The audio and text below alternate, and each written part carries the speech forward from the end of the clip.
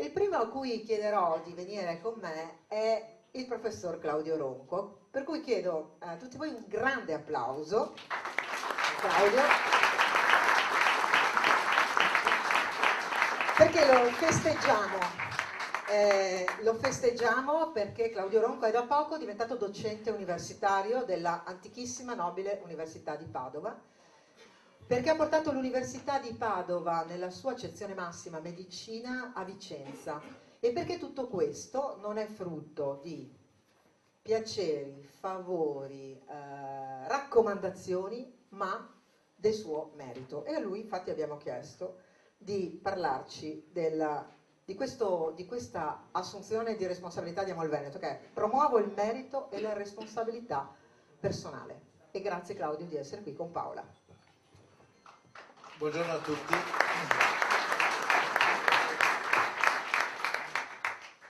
Conosco Elena da tanti anni e devo dire che per me è un onore essere qua oggi, perché recentemente l'ho conosciuta ancora in maniera più approfondita e mi sono reso conto di cos'è l'impegno e la responsabilità politica. E quindi invertirò l'ordine degli addendi, parlo prima di responsabilità.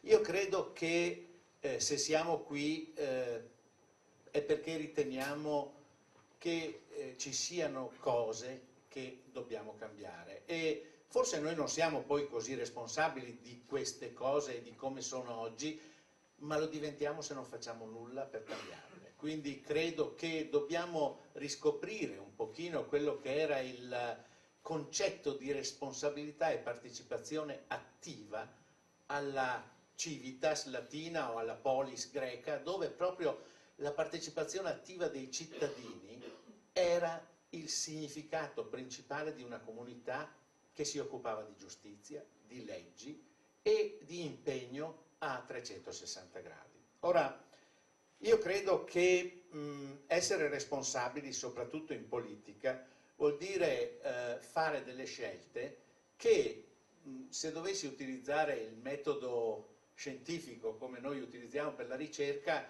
deve identificare 3 punti, e cioè vedere dove c'è un problema, trovare un metodo e una soluzione per questo problema e applicare poi questa soluzione. Questo è quello che noi facciamo nella ricerca scientifica, e credo che non siamo molto lontani da quello che una politica responsabile dovrebbe fare. Io credo che noi abbiamo tutti una responsabilità nei confronti di 2 aspetti principali. Una è la polis, cioè la res publica, la cosa pubblica che molti tendono a vedere come separata da quello che è l'interesse personale, mentre noi a questo punto siamo responsabili di vedere la res publica come un qualcosa di personale. Noi abbiamo costruito un reparto, un istituto di ricerca nel pubblico, onorandoci di gestirlo come se fosse casa nostra. Credo che questo sia quello che tutti noi dobbiamo in un qualche modo e nel nostro ambito cercare di gestire. La seconda responsabilità importante è quella nei confronti delle generazioni future. Mi pare che abbiamo perso un po' di orientamento su quello che sono i veri valori, e fra questi il merito. Io credo che una polis, una comunità matura debba premiare il merito, debba punire i mascalzoni e debba in qualche modo investire in cose importanti, tra cui la salute e l'istruzione. I miei genitori dicevano: non ti lascerò dei soldi, ma ti lascio un'istruzione. Questo è quello che farà di te una persona pensante e ti renderà libero. Io credo che noi in questo modo dobbiamo proprio far capire ai nostri giovani che le scorciatoie, i falsi idoli creati dal web talvolta, oppure da influencer o dalla stampa stessa, che io veramente invito ad un balzo di qualità e di responsabilità nei confronti dei nostri giovani, credo che tutto questo debba essere in qualche modo insegnato, e bisogna far capire che il merito è la chiave per poter progredire. Noi dobbiamo aiutare la gente che merita, non solo la gente che ha bisogno.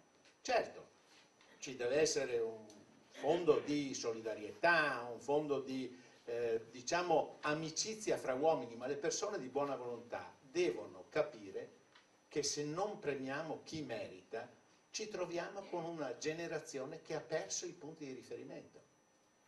Ecco che allora io credo che dare ai nostri giovani un'impronta che premi lo sforzo, che premi il merito, farà di loro una generazione che sarà in grado di fare delle scelte politiche importanti. Non penso di avere molto altro da dire, se non il fatto che credo che ognuno di noi possa fare qualcosa. Voi sapete che anche in episodi recenti mi era stato in qualche modo proposto di Te l'avrei chiesto io, sì. propormi alla corsa per la candidatura di primo cittadino. Io credo di aver responsabilmente detto di no a questa cosa, non perché io sia un antipolitico, ma perché avevo un altro progetto, che peraltro abbiamo portato avanti con Elena, ed è stato quello di portare nel nostro ospedale un'università. Tra l'altro io devo confermare il massimo appoggio al nostro attuale sindaco e anche ringraziarlo in parte perché ha evitato il mio divorzio, perché mia moglie non so come avrebbe preso questa corsa verso il sindaco di Vicenza. Però devo dire che ognuno di noi può fare qualcosa nel suo ruolo e deve farlo, e questo è l'aspetto, fra virgolette, civico di una rete, come dice Elena giustamente, che inevitabilmente si trasformerà in politica, inevitabilmente, perché la politica è la nostra vita di tutti i giorni, ma è una politica fatta identificando un problema, in qualche modo trovando un metodo per la soluzione del problema e applicandolo.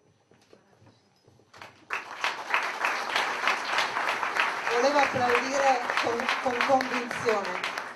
Vi dico solo una cosa e chiedo invece un ultimo intervento a Claudio. Lui se andate se avete la fortuna, certo col massimo insomma, della cautela perché è un ospedale, se andate nel suo reparto, voi troverete un sacco di giovani provenienti da tutto il mondo che vengono a Vicenza a formarsi nel suo reparto, e parimenti troverete fuori dal reparto, in giro per la provincia di Vicenza di sicuro, un'associazione fatta di volontari, gli Amici del Rene. E il volontariato, guardate, è uno dei primati di cui troppo poco parliamo del Veneto, primati del Veneto di cui troppo poco parliamo. Questa associazione è fatta dai malati, dai familiari dei malati, che adorano Claudio Ronco per l'umanità che ha dato, che ha fornito. Allora, ragazzi che provengono da tutto il mondo perché ritengono che l'IRIV sia il massimo della formazione e della ricerca nell'ambito della nefrologia, e dall'altra il massimo dell'umanità, perché malati che di solito no, tu rimuovi poi la malattia perché è un dolore con cui devi fare i conti tutti i giorni, che si ritrovano attorno a Claudio Ronco per fare le tante iniziative sul territorio. Ecco, io vorrei una riflessione a te, perché non te l'ho mai chiesto quanto ti dia tutto questo. Potrei riassumervi rapidamente in una frase che ha detto un signore recentemente. Era ricoverato in rianimazione, un signore anziano, e mi ha detto: dottore, faccia in modo che io vada a casa, mi mandi a casa. E ho detto: no, lei non può andare a casa. No, no, dice, ma non intendevo a casa mia, intendevo in reparto da lei. Ecco, l'idea di dare ai nostri malati una famiglia, che è una famiglia altamente tecnologica, è una famiglia molto avanzata, ma che è una famiglia, e qui devo dirlo, scusatemi, perché ormai a questa età posso veramente... Cioè basta col 18 politico, basta con i collettivi. Cioè, questa parola, il collettivo, mi rende nervoso. Mi rende nervoso perché è uno scarico di responsabilità incredibile. Basta, ci sono gli individui, le persone che devono prendersi delle responsabilità. Ogni medico, ogni infermiere del mio reparto sa che deve fare i conti con me se non avrà uno stile, se non avrà un modo di rispondere ai malati in un certo modo, e ogni ricercatore sa che lo avrà se non fa le cose in modo etico e rigoroso con la scienza.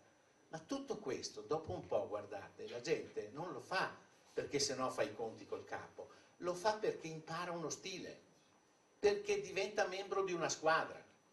È questo che io spero riusciremo in qualche modo a fare, avere una squadra di persone di buona volontà. Grazie mille Claudio.